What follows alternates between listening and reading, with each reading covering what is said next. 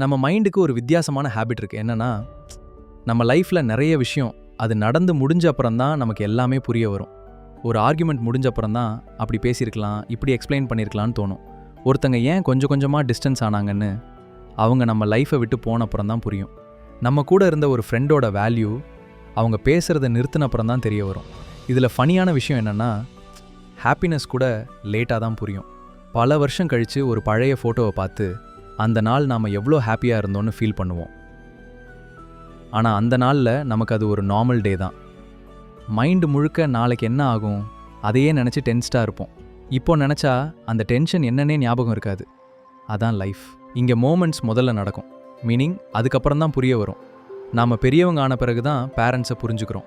வீட்டை விட்டு வெளியே வந்த அப்புறம் தான் ஹோமோட வேல்யூ தெரியும். லவ்வை இழந்த அப்புறம் தான் அதோட உண்மையான மீனிங் புரியும். அதனால பாஸ்ட் நம்மளை ஹர்ட் பண்ணுறது அது பர்ஃபெக்டாக இருந்ததுனால இல்லை, அதை இப்போ தான் நாம் தெளிவாக பார்க்க ஸ்டார்ட் பண்ணியிருக்கோம். ஆனால் ஒரு மோமெண்ட் நமக்கு என்ன கொடுக்க வந்துச்சுன்னு புரிகிற நேரத்துக்குள்ள அந்த மோமெண்ட் ஏற்கனவே நம்மளை விட்டு போயிருக்கோம்.